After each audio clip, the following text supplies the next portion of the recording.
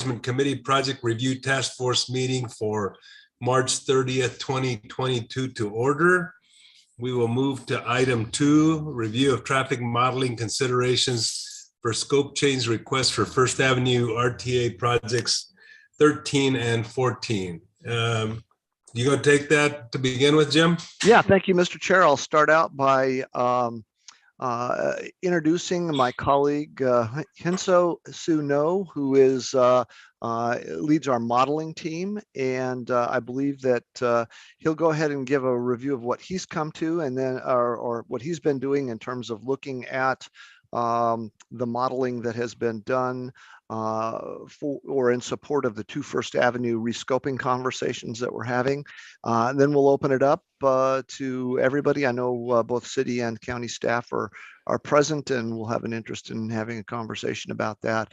What Mr. No has done is looked beyond the corridors in question and looking at how the model is showing parallel corridors. So with that, Hansu, would you please take it from there? Yeah, okay, great. Thank you, Jim. And good afternoon, and Mr. Chair and members, and thank you so much for this opportunity. My name is Hansu, Model Manager at PAC. And today I'm going to give you some update for the analysis on just the First Avenue. And especially based on our just the latest 2045 RMA update.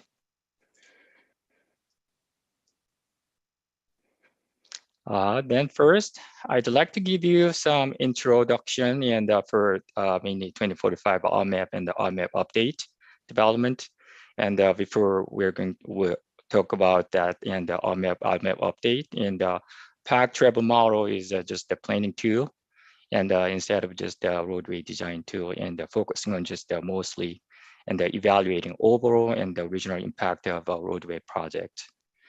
Then just the difference between just the 2045 RMAP and the RMAP update. As you see here, just the RMAP 2045 RMAP or regional version was approved in May 2016. Then just the RMAP update was approved September 2020 regional council. Main differences you see, and the population change in 2045. 2045 RMAP shows the 1.4 million population. On the other hand, the 2045 RMAP update shows the 1.2 million population. Then just the other population employment projection, as well as just the land use development, discussed with the PopTech and PAC, the PopTech subcommittee, and with the jurisdictional partners. And especially for 2045 RMA update, and the land use development was changed significantly, and as we just discussed closely with our jurisdictional partners. Okay, then next. So here, and I brought some kind of just the graphics and to compare and those and 6-lane and 4-lane cross section difference mainly on just the First Avenue. First, on your left side, and you see just the base year, and then on the right side, you see 2045 build with cross section, the 6-lane cross section on the First Avenue. Sorry. And you see some of the numbers, and this is a daily volume, and maybe I can zoom in. I'm not sure it works.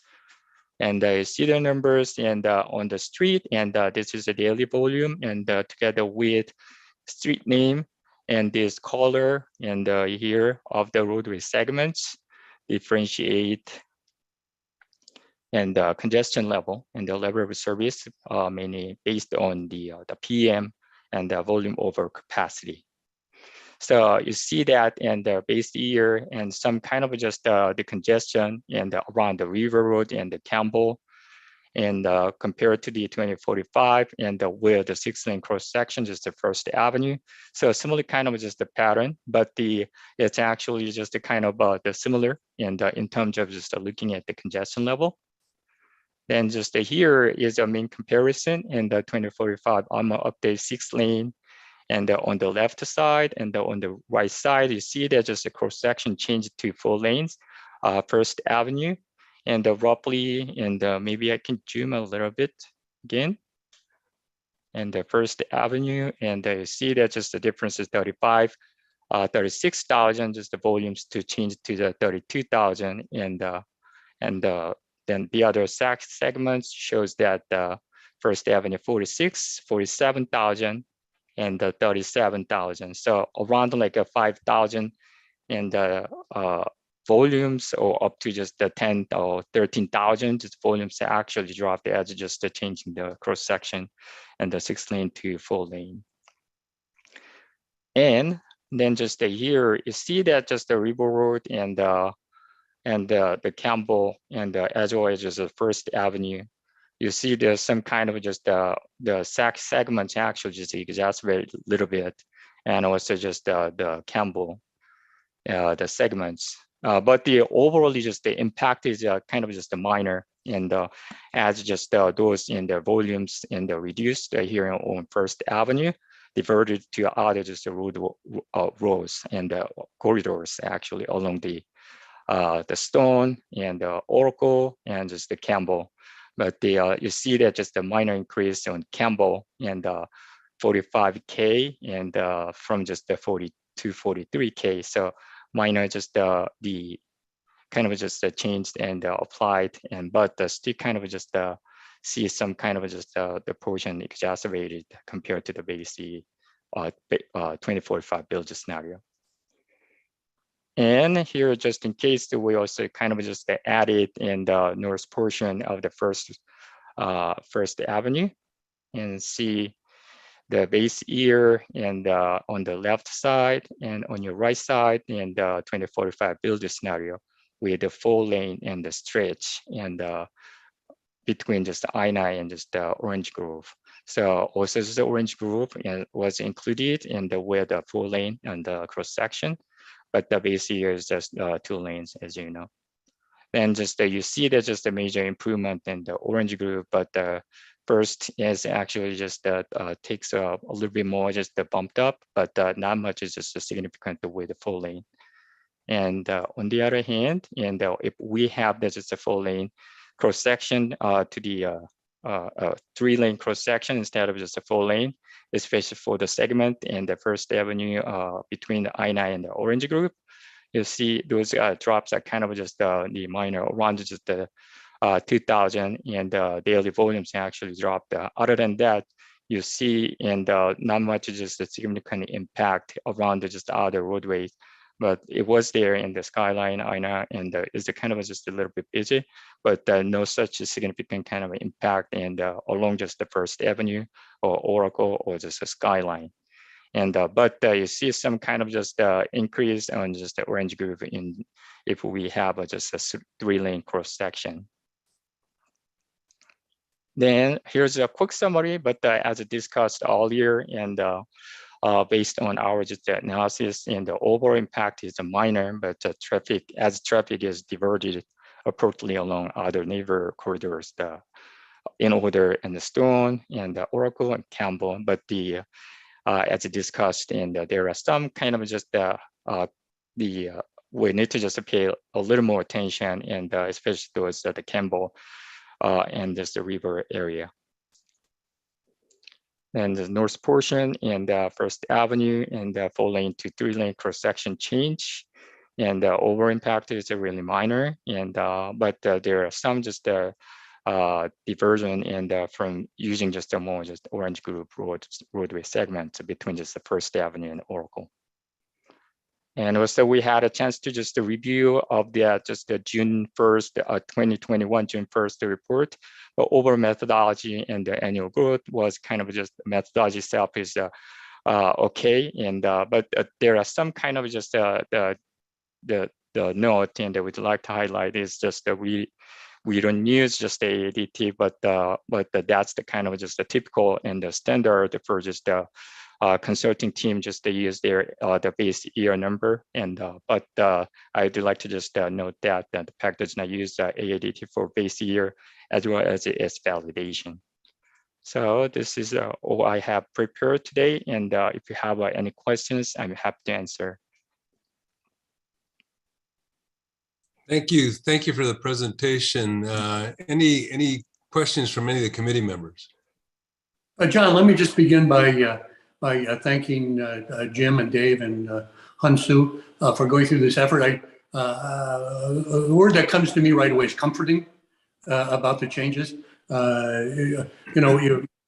Your recent modeling efforts have made me feel much more comfortable, not only about the performance of both scope changes on First Avenue, the county's portion, and the cities, but also the negligible effect on the parallel corridors. You used the word neighborhood in the summary. I would suggest at some point change that to parallel corridors so that people who live in the adjoining neighborhoods don't get upset about the word neighborhood in there.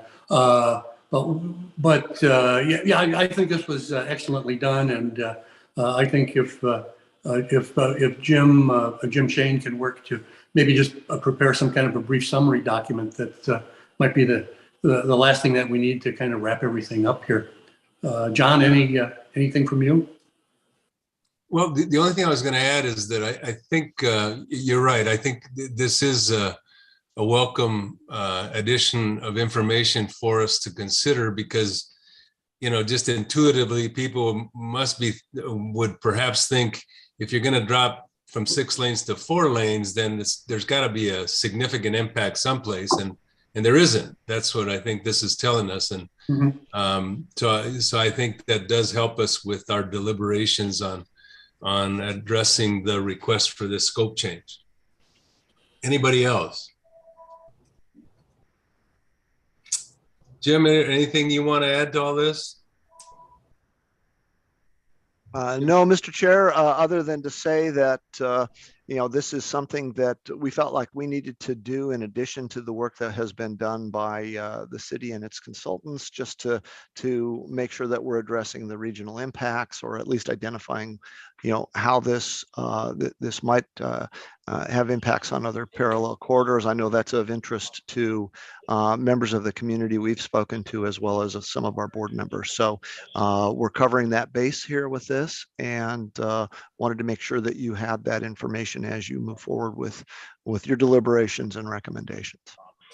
Kurt, do you want to add something about the additional review that we did of the cross-street impacts? There's 2 issues there, and I think we were getting to that in a technical presentation. I being a good math person, jumped ahead 3 steps in the problem and started looking at numbers in a little bit more detail. The recognition is that there'll be and Robin mentioned this also, there'll be a much more detailed traffic engineering study as this project gets into the design phase. And then the issues dealing with the cross-street intersection performance and the cross-street corridor performance can be addressed in significantly more detail at that point, whether or not there's a need for another through lane or right turn lane, signal timing, and those kinds of things. But looking at this from the planning level, to me, it's, I wouldn't say a no-brainer, because obviously we've done a lot of thinking to get to this point.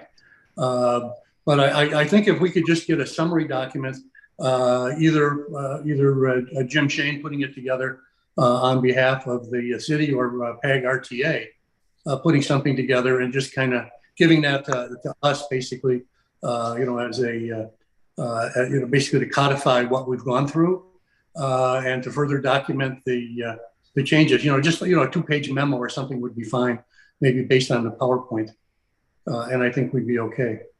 Sure. Jim Shane, any thoughts? Yeah, absolutely. I'm more than glad to put together a summary for the task force to look at, and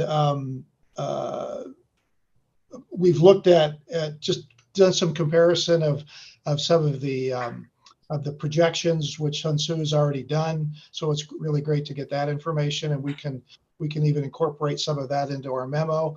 And then, as Kurt mentioned, we have taken a look at some of the side street impacts and look at a little more in detail in the numbers, and identified some potential mitigation measures that would need to be carried forward as the a more detailed analysis is done for the design phase. Sounds good. Yeah, we'll get that in the next week or so. Sounds great. Very good. Robin, go ahead, please. Hello, committee chairman. Just wanted to mention, even though there might be some potential ideas of what might mitigate some of those intersection and cross-street improvements. I would rather not be too solid on them because I would really rather rely on the more robust traffic report than try to say on this street now, if we're going to go down the 4 lanes, we must, right? I think that's the sort of language we want to really try to avoid. Right. Because I don't think we're at that point yet. Thank you. No, I agree with you, Robin, on that. And but I think the point is just to say that that will be addressed during the traffic engineering and design phase. Yeah, perfect. Thank you. Yeah, I'm comfortable with that. Now, Jim DeGrood and John, I had a question for you. As this project evolves, will our task force, whoever is on it, 2 years from now, will they be looking at the design phase of this project as we did under Paul Sella's review leadership a couple of years ago? From my perspective, I think this is something that the TMC has the discretion to choose how far they want to go with this. At this point in time, I think it's advantageous, and it builds public confidence in our projects if we have the ability to look at things and broadly support them based upon our own professional viewpoints. So I'd be favorably disposed to it, but it is ultimately both the TMC's decision as to what they feel they should be pursuing, as well as what the board might direct them to do. Great. Yeah, and Kurt, I may add, the work we did under Paul Sella's leadership, we were really reacting to whether the projects that were still to be prepared and finalized were still achieving the schedules and scopes and budgets that we had anticipated. So this one hasn't quite reached that stage, I don't believe. So. Yeah, right. And by the way, this traffic analysis addresses the county portion also. So Anna or Catherine, anybody from the county want to chime in about that? The results we just talked about?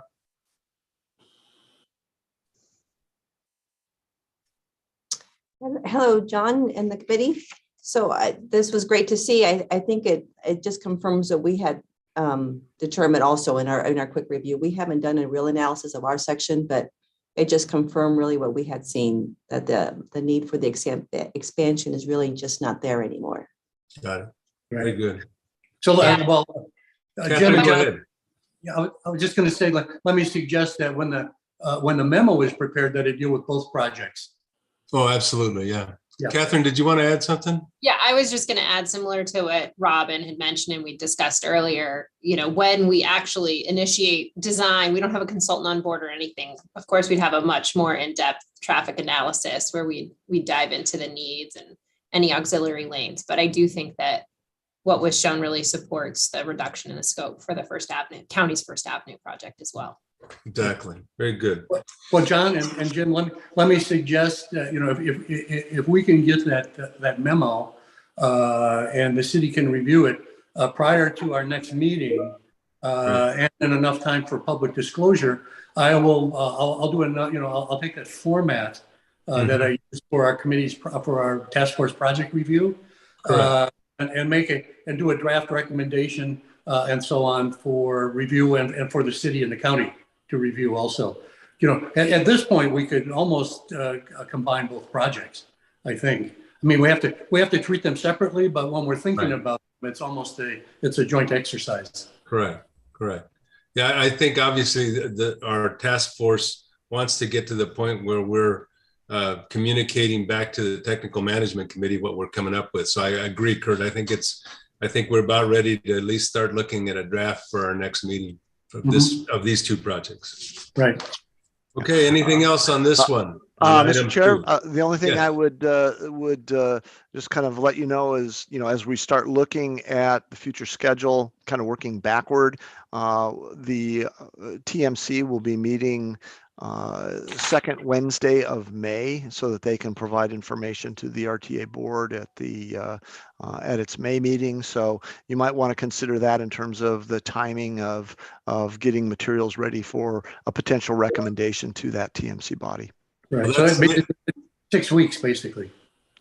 Yeah, and we Yeah. would want to have a week in advance of that so that materials could be put forward. So we'll look at the schedule with the two co-chairs. So Right. so make sure we're all in sync.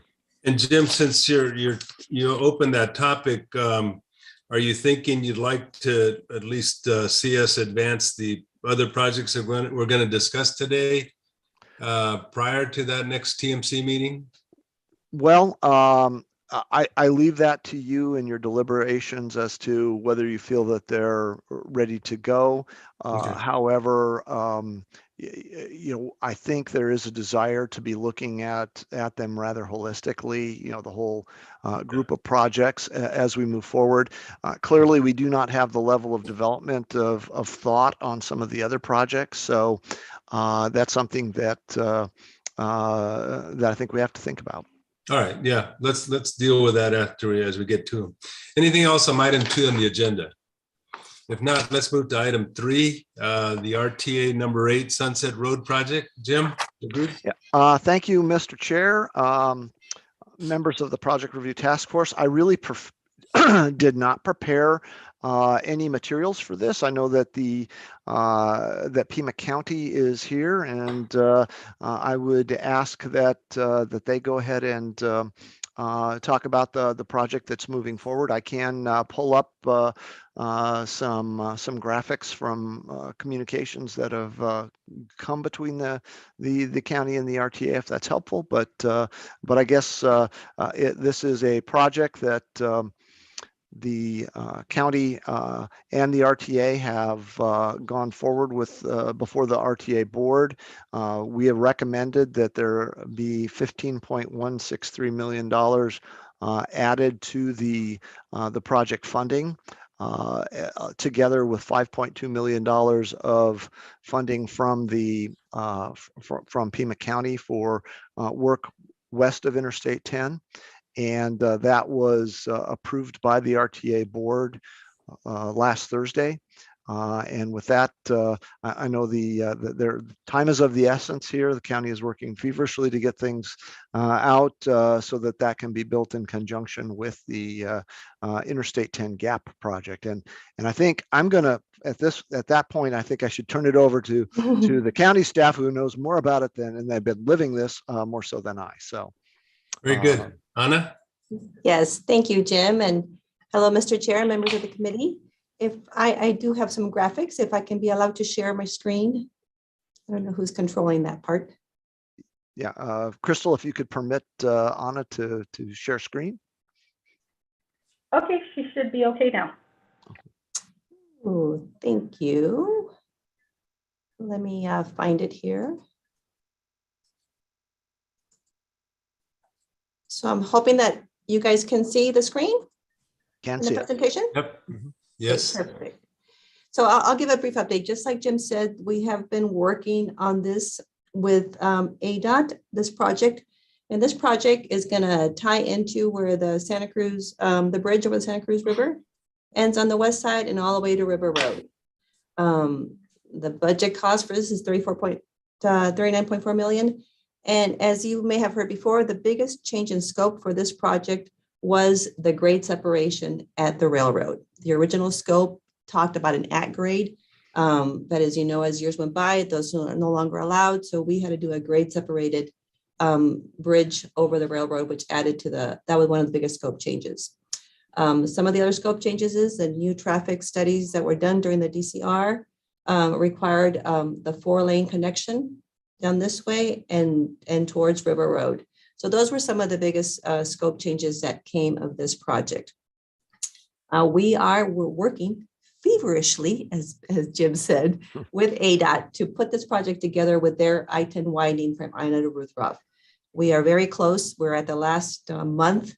We need to provide some information to ADOT by May 2nd, and we're on track to provide all that necessary so that they can make their state transportation board meeting and request a combining of these projects. So everybody has been really good about working with us on that, and everybody's working on this to get this done. Our design is pretty much final. We're just touching up some last minute things to combine the two projects in this April. A real quick look at this is the outline and the design for the west side from Santa Cruz River to I-10. As you can see, it'll be a bridge over. Sunset's going to go over I-10. So ADOT will be doing their part here, and they'll also they'll include this in there, because all the way down to the bridge connection and some proposed intersections for future development there. And funding source for our portion here is a local funding.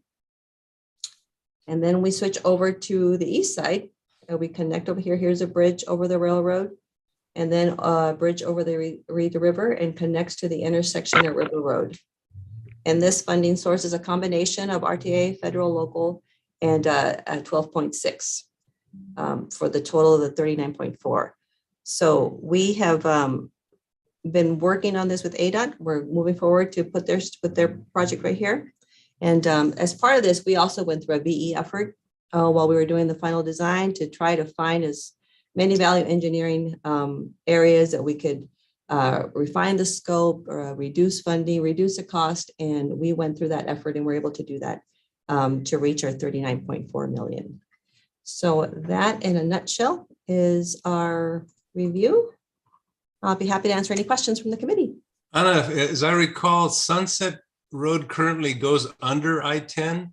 It does currently right now. And then we're going to go over the railroad with Yes. Sunset? Yes. So there's enough room for that geometry, huh? Yes. So it'll be similar to all the other interchanges that have been done recently, like Ruth Roth and Twin Peaks.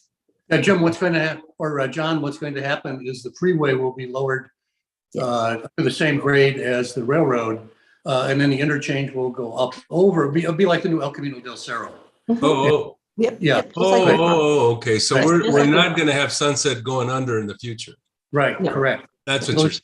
Gotcha. Right, it'll be just like ECDC. Gotcha. Okay. Yes. Understood. So Anna, I did note that the draft environmental assessment is out and it's posted. Very well done. I did read through it, and I have a couple of editorial comments that I'll be submitting as an individual and not in my role on this task force. Nothing really significant on it. And then the other thing is I did have a conversation with Steve and a couple of others about another suggestion for later on. Something we would not be appropriate to discuss today, but that's something that we can talk about sometime before you retire. Oh, well, sounds good. Okay. Sounds good. So we would appreciate your comments as soon as possible, because we want to get our wrap up environmental comments. Anna, the only other question I have is the 15+ million that the RTA board has added to this project, combined with whatever was originally authorized in the RTA program, is adequate for the county project here? It is. That was adding that made us whole, and then the local funding. So that brought us whole, and we're ready to go. Mr. Chair, if I may also, there was another source of funding that was previously programmed or recently programmed to this that also augmented it, and that is funding from the basically the CRISA, which is pandemic relief funding that was made available to the region. It's federal funds. This project is federalized, and we did add, I believe, I forget the exact number, but between the CRISA funding and the STBG funding that was also sought at the same time, we're adding $7+ million of federal funding to this project as well. So that is in addition to the 15 of RTA money that's being brought to bear. Yeah. Okay. Very good. Very good. Any questions from anyone? Appreciate the information, Anna, and everybody. Thank you so much. Sherry? No other questions? Let's move on to item 4, which is project number 5 in the RTA program, Silverbell Grant Road to Ina Road. And this is a scope expansion request. Yeah, Mr. Chair, one thing that I would like to start out with is just a review of scope expansion issues. what are our mandates, what are our implementation requirements. And I'm going to give a brief presentation that falls in line with materials that we've provided to both the board and other committees. So if you'll bear with me here, looks like I do have control now, so I can start going forward.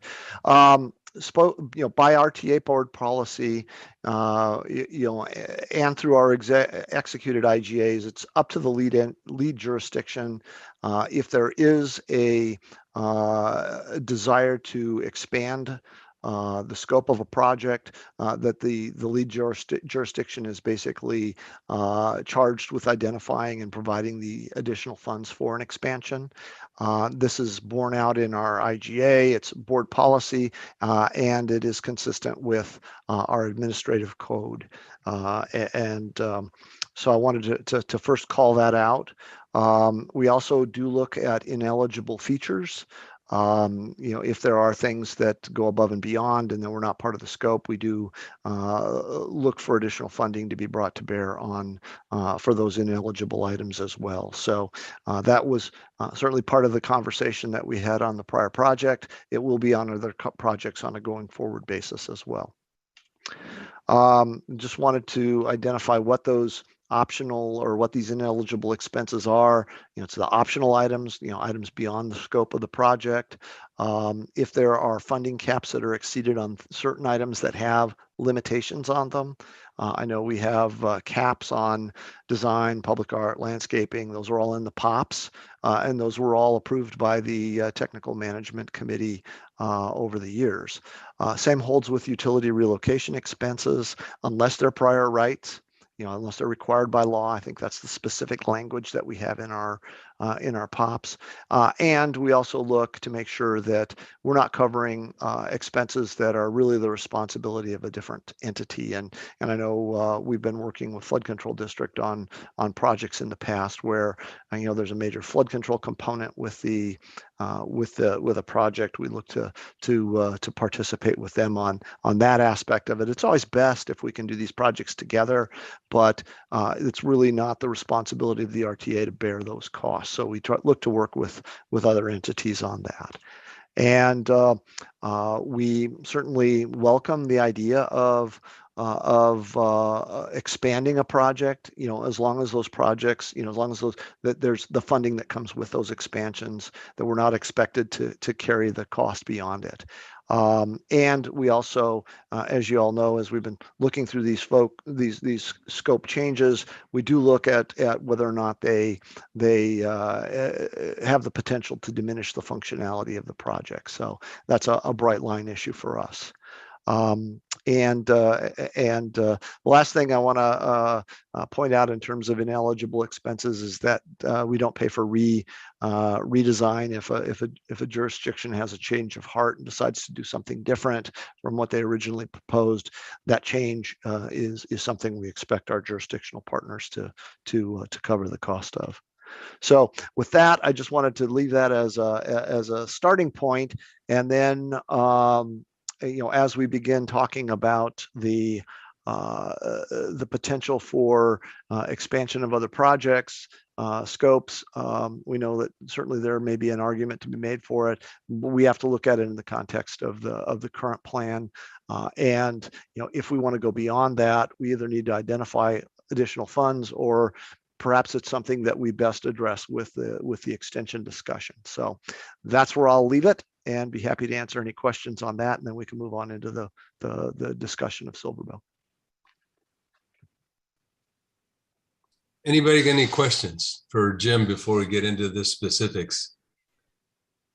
Jim, just to begin with, the project as originally conceived on Silverbell, has the RTA staff found anything that they consider to be ineligible expenses today?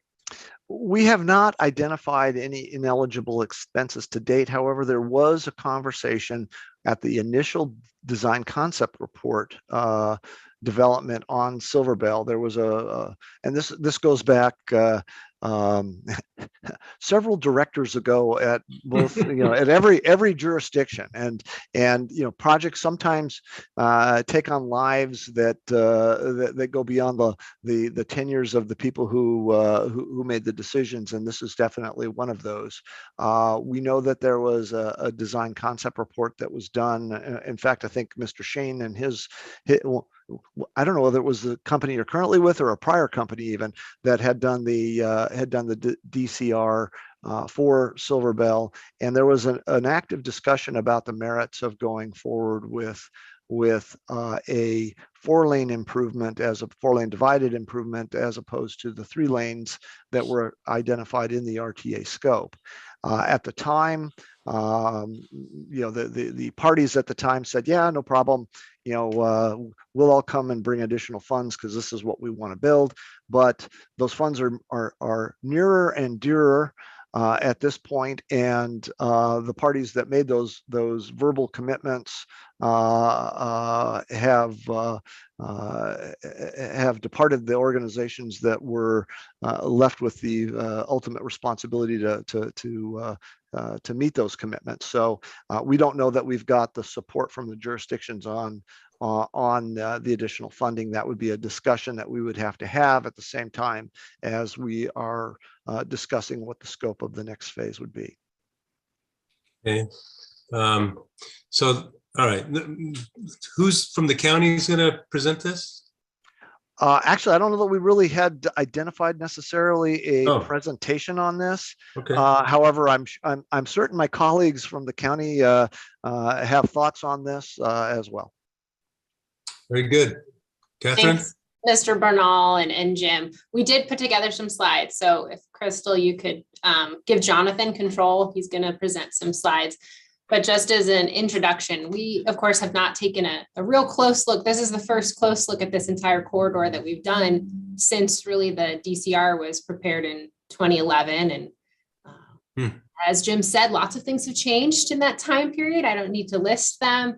But one item is Pima County Transportation has adopted a new vision statement, a new document that I know we shared with many of you. We're happy to share it again. It went out from our acting county administrator. But one of the things we're looking at is technology-based solutions. And we really want to understand the dynamic of what's happening on a roadway before we make a decision on what the appropriate solution to build is. So what Jonathan and Steve together worked on this past week, since Jim asked us to present, was pulling a lot of the same information that we looked at 2 weeks ago for the First Avenue project, looking at traffic volumes and whatnot.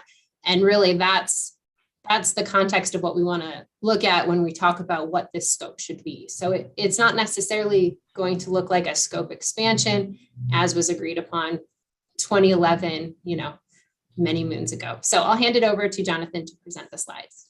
Very good. Jonathan, take it away. Thank you, John. Good afternoon. Jonathan Crow with Pima County DOT. Jonathan, just so you know, you have your full speaker notes on rather than just the presentation screen. Oh, we don't need to see that. But I'm not sure how to get rid of them now. Shoot. Well, that's all right. I'm going to leave them because unless anybody can. Maybe I can suggest you can see the on Jonathan? top. Yeah. Do you have a 2 screens up? Do you have 2 dual screens? No, one computer, one screen. If you go up to display settings there at the very top.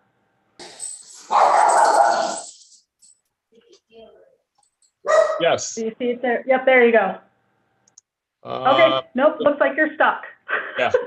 Sorry. That's all right. There's nothing I wrote down that we can't read, so that you can't see, so it's fine. So let's get started. Can you see the first slide at least? Let's make sure we're on the right page. Yes, we can see it. Okay, thanks, John. Good afternoon. So I think Jim DeGrood kind of put it well and gave a nice introduction a moment ago when he talked about the considerations that were done in 2011 as to whether or not we wanted to consider a 3 or 4 lane roadway for Silverbell. And I think my presentation today is really going to be kind of mostly just updating some data from the 2011 time period to look at traffic and to look at costs, and then kind of leave it there. So let's get right into it. This presentation is going to focus primarily on the segment, the remaining segment from Camino del Cerro to Ina Road. Just kind of reviewing RTA project number 5, discussed a 3 and 4 lane divided desert parkway with drainage and bike lanes, a budget of 42.6 million, of which 14.4 were committed. The project's really been kind of divided into 3 phases. The first phase from Grant to Goree was already widened by the city to 4 lanes divided.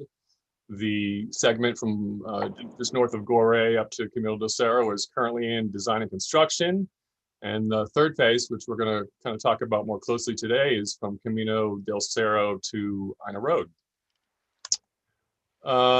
So as you know, this segment of the roadway crosses all 3 jurisdictions.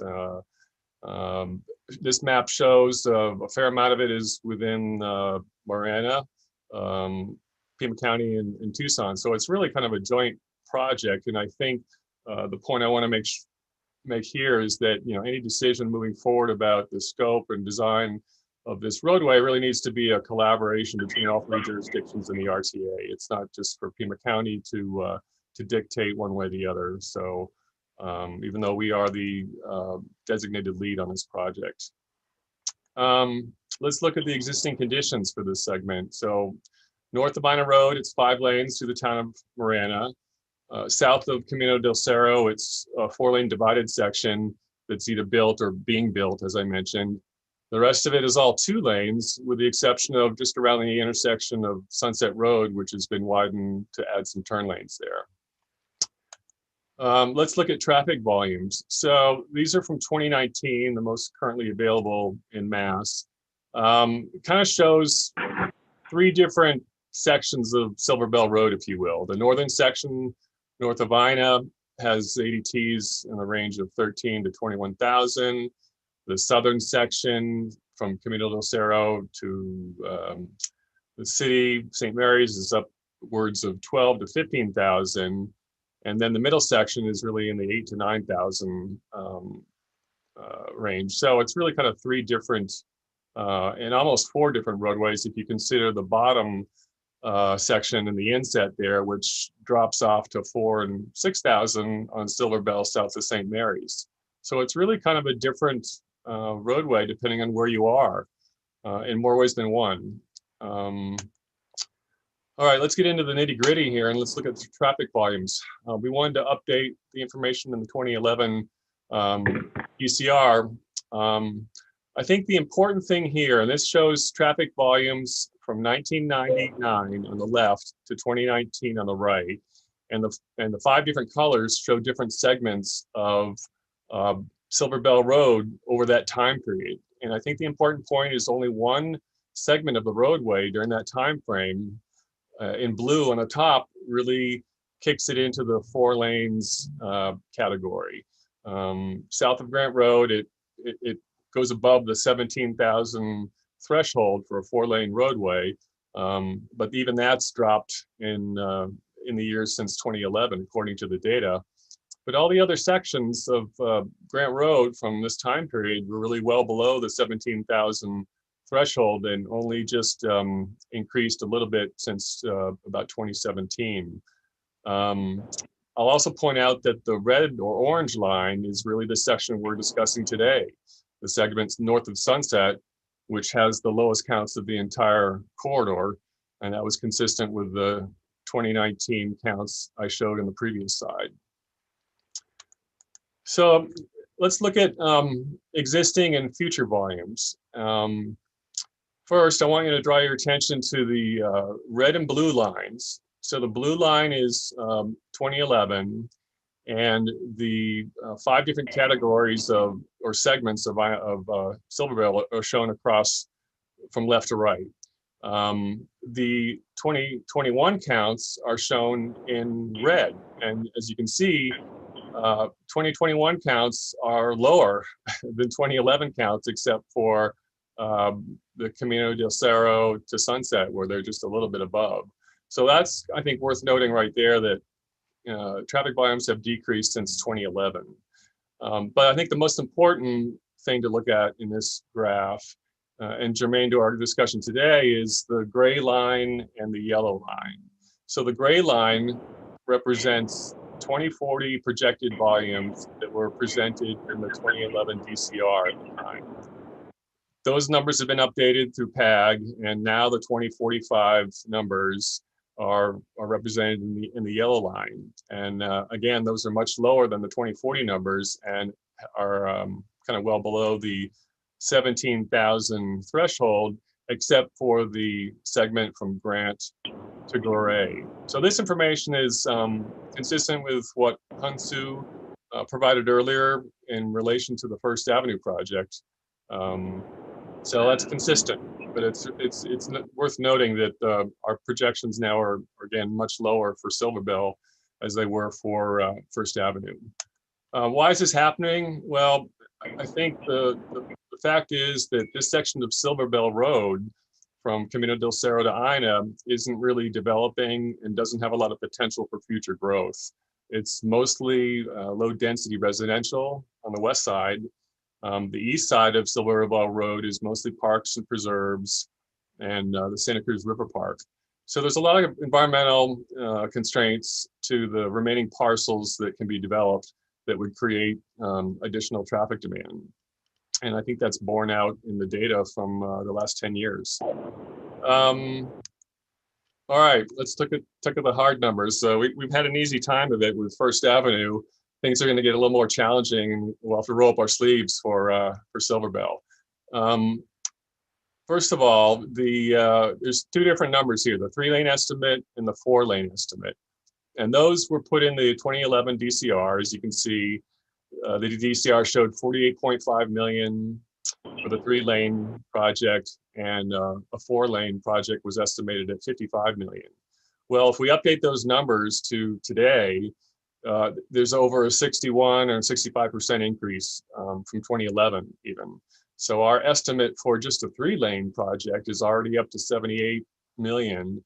And the estimate for the 4-lane estimate is upwards of 90 million. And I think this needs to be discussed in the context of the RTA project, which only allocated 42.6 million for the entire length of roadway from Ina Road to Grant Road. And here we're just talking about this one segment from Ina to Camino del Cerro. So we're grossly underfunded for this project, unfortunately. You might ask, why are these numbers so high? Well, here's a comparison of the 3-lane alternative from 2011 and 2022. And as you can see in the highlighted boxes, it's the construction cost and right-of-way that are really kind of driving this cost estimate. Construction costs have increased nearly 68% since 2011, both materials, labor, and then right-of-way and real estate obviously have increased proportionally. So that's really driving the cost estimate. Everything else is sort of tied to that construction cost estimate. So when construction costs go up, everything else goes up as well. So just one more slide. In summary, traffic counts and projections are low, and they're lower than what was projected. Our project costs far exceed available funds identified right now. And specifically, construction costs have escalated quite substantially. So that concludes my slideshow, and I'll entertain questions at this point. Thank you. Jonathan, what was the original, or which of the 5-year segments was this last piece of Silverbell in the RTA program, schedule-wise? The last segment was this last segment. Remaining segment is in period 4, John. It was in period 4? It okay. is, yeah. Yeah, okay. Any questions, comments? Jonathan. Jonathan. Question about the coordination between the jurisdictions. Yeah. On this, I kind of see where this is headed, and two things that probably need to be addressed is some kumbaya and harmony between the jurisdictions on this, and the other is to address the functionalities that are going to be provided. Obviously the 3-lane section is what was approved.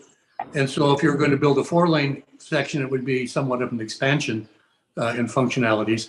But going through the, the Jim DeGrood kind of checklist of functionalities, we probably should see what differences are there. And I'm not suggesting that the county do this unilaterally, but get together with the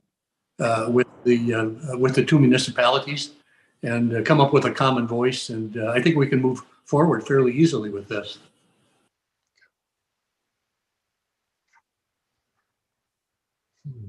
Other questions or comments? My only comment is we do have a letter request to consider this from Mr. Huckleberry, and it's sounding very much like there may be a change of heart that we're looking at this point. So at some point in time, it would be useful for, after consultation with the other jurisdictions that, if we can get a unified opinion on that, then that would be helpful, I think. Explain that a little bit more, Jim. What do you mean by change of heart? Well, I mean, well, I guess my question is, and let me back up. Are we hearing a recommendation that we retain the 3-lane cross section, or am I mistaken on that? No, we're not recommending that per se, Jim. Okay. All right. Just kind of putting out the information for the committee to look to review and to consider. There's a lot to think about here, and I think it's just updating the information so that we have the most current data to kind of think about how we're going to proceed forward. Okay, thank you. I overreached. Okay. Anna, did you want to add something? And I just want to echo what Catherine said earlier. The reason part of this presentation is to say we don't want to make any decisions until we do more an in-depth look and study at this to kind of help us see what is really needed out there, and that meets with our new vision and what meets with the projections. Instead of making a decision right now, one way or the other, I think we just need to do a little more analysis and looking more at the traffic projections and the other needs that it's not just the volume. Of course, we need to look at pedestrian and bicycle access and drainage and all weather stuff. It's not just the traffic volume. So I think, just as Catherine said earlier, we don't want to make any decisions based on this. We were just providing the most up-to-date information that we have available at the moment. Great. Okay. John, I had one last question on behalf of Frank Thompson and myself, and that is, how assured are we that the county holdings on the east side of Silverbell are not going to be open for development at some point in the future? I mean, if there's eventual bank protection along the Santa Cruz River, all of a sudden there's several hundred acres of developable land between Silverbell and that bank protection. And it's not unlike what the county is doing with its proposed industrial and office area on Sunset between the river and the freeway. So is there some way of assuring that land is not going to be developed? Because if it is going to be developed, that changes the picture on traffic volumes for sure. You bring a good point. Yes, that would change it. Well, in fact, Donna, on that point, the flood control district comes to mind as I'm thinking about, the floodplain of the Santa Cruz in this whole reach. Has transportation, the 3 transportation entities had any kind of resolution on what would happen with the floodplain of the Santa Cruz as you try to build this road? We have not had a joint discussion that I'm aware of at the moment. Yeah. Okay. But I think part of this, after this presentation, we're going to reach out to them. And like I said, we had not really started anything on this project, just kind of like the beginnings of it, and reaching out to the jurisdictions and the flood control and reviewing all this. Jim brings up a good point that maybe we just need to better refine our plan forward moving with this project. Got it. Rick, did you have something? I can jump in. Flood control was present with us when all the jurisdictions were doing the DCR phase, but I agree 100% with Anna that there's value in re-engaging them, updated aspects, everything else. But the original design and everything in the DCR incorporated all the floodplain, floodway, and drainage analysis from flood control.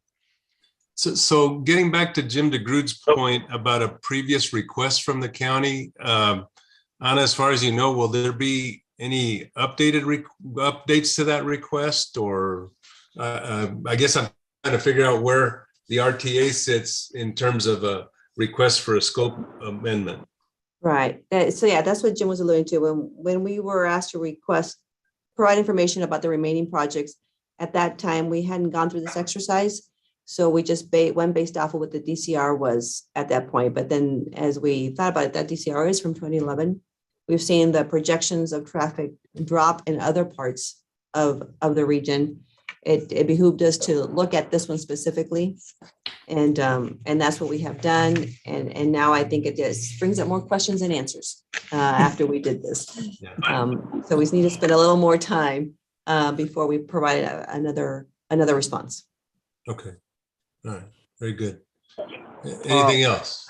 Just one point that I'd like to raise with Jonathan. Jonathan, could you share with me the construction cost estimates that you have for the 3-lane section and the 4-lane section? I want to make sure that we are carrying the correct numbers or the best numbers that represent the view of the cost of it as we're considering our costs to complete the RTA. So that would be appreciated. Yep, I'll do that. Thank you. Thank you very much. Along those lines, Jonathan, question, did you get those numbers by rerunning any analysis, or did you simply take the DCR numbers and then inflate them? You talking money or traffic? The money cost estimate, to go on to Jim's question. So I'm going to defer to Stephen Wilson, who put those numbers together. He took the 2011 DCR cost estimates and he just updated with current costs. And if I'm not mistaken, what are recently been put together in our Sunset Road package. So he adjusted the unit costs, which have increased the 61 to 65%. He didn't, change the percentages or the breakdowns on the other cost estimates. He just updated what the current cost is to build a roadway, and he used the most current that he had, which is Sunset Road. And that's exactly what I did. Thank you, Jonathan. Okay. Perfect. Cool. Thanks, guys. All right. All right. Anything else on item 4? Not hearing anything. Yeah. Mr. Bernal. Yes, sir. Yeah. This is Bob. Yeah, Bob. I've been listening intently on my road, and you really hit the last question regarding this reach of Silverbell and the impact of the Santa Cruz floodplain there, and the talk that there was some I guess, interaction and assumptions with the DCR for the flood control improvements on the Santa Cruz at this point. And I just wanted to mention, we're in the 4th period, and the timing for delivery could be fairly challenging, given the fact that if there's bank improvements or anything on the Santa Cruz that have a beneficial effect on this portion of Silverbell, is the timing such that we can get all this done in the last period? Well, good point, Bob. And I think part of this task force's considerations is this a request that can be accommodated in the initial RTA program, or can it, or should we consider deferral to the RTA next? So I'll just leave that where it is for now. Yeah. Very good. Thanks, Bob. Okay. Anything else? Okay, let's move on to item 5. Jim? Okay, thank you, Mr. Chair. This is kind of an open opportunity to poll our colleagues about what additional projects we might be looking at seeing some scope change requests on. We are aware of conversations that are taking place, and I guess Mr. Hartley may be probably the person I'd be looking at to give us some information on where the city stands with looking at projects such as Houghton Road, Harrison Road, 22nd Street. Those are the projects that I'm aware of that there have been some conversations about whether or not there might be some scope changes desired due to changes in growth patterns and traffic. I think a couple of phases of Houghton, one that I believe is currently in design with a 6-lane cross section where we have a 4-lane cross section in the plan, and another section of it where we've got potentially a reduction that might be considered as well. So that is really the purpose of this item on the agenda. Very good. Patrick?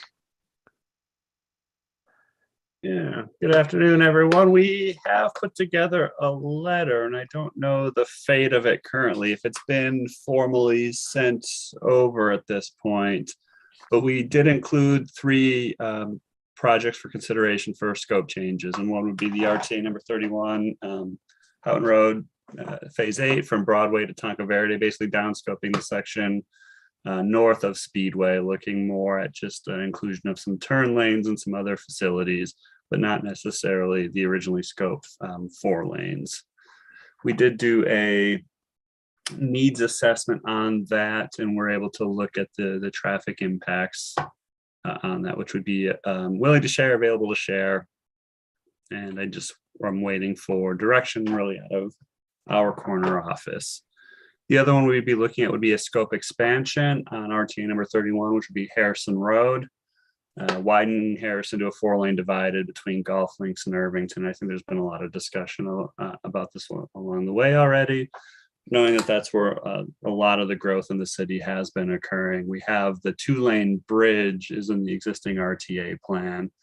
So there might be some opportunity in there for looking at an expanded bridge potentially, and perhaps doing the approaches through RTA next. So we did submit the widening through the RTA next, if I recall. But it wouldn't make sense for us to install a 2-lane bridge only to widen it in 10 years. And then the third project would be looking at 22nd Street from I-10 to Keno, potentially looking at a modernization project on that extent. And I think part of this is really driven by the availability of funding. That project is severely cost constrained, given that the cost of the bridge structure over the UP Railroad have well exceeded what we were originally anticipating, given that we're kind of doing this segmental bridge approach, and the inability to work within the UP has driven the cost up quite a bit on that project. So that would be one we'd be also taking a look at, although recognizing there are still significant needs there. We have not done a needs assessment on that project. And I think there would still be desire, if possible, to do the grade separation would be a critical component of that at the Nogales sub along the UPR. So those are the 3 major changes, pretty significant scope changes. I think the Houghton one's a little more straightforward, but the other 2 certainly more significant. So Jim DeGroot, I assume until we do see a formal request coming from the city to you all, the task force really is not ready to do anything with these. That would be my opinion, Mr. Chair. Yeah, we know these are things that are these are weighty decisions, and yeah, I can see where we would need to wait for these to be taken through the appropriate processes within the city to vet amongst all the interested parties, the potential for scope changes. That said, these are all projects that that are in the plan. We only have 4 years left, and we better get cracking on designing them. So we need to figure out what we're going to design. So Patrick, you mentioned that a part of Harrison might be was included in the RTA Next list. Was any portion of the other 2 projects included in RTA Next? They were not. No, they were not.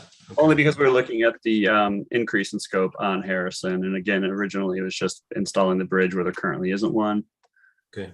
But we figured the widening project would be a significant scope expansion. Yeah. Any thoughts about Jim's comment on schedule? Patrick, I mean, the city got concerns about getting these underway before the end of the 20-year RTA original? Nothing that I am aware of presently that's too terribly pressing. I think there's some political pressures coming for the Harrison project in particular. There is some interest in getting that moving just because, you know, when the water's running, it closes that roadway off, and it's one of the few corridors in the southeast of the city. John, go ahead. Jim, what does the RTA consider as project activities that are basically indicating compliance with the schedule?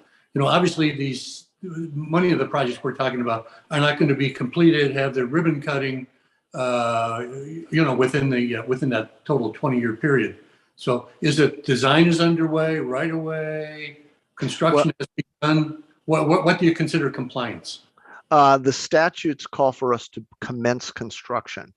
Now, these are multi-phased projects too. So, you know, there may be arguments to be made, but at this point in time, we've been taking the position that, you know, each of these phases should be initiated during their period that was identified in the RTA plan. Yeah.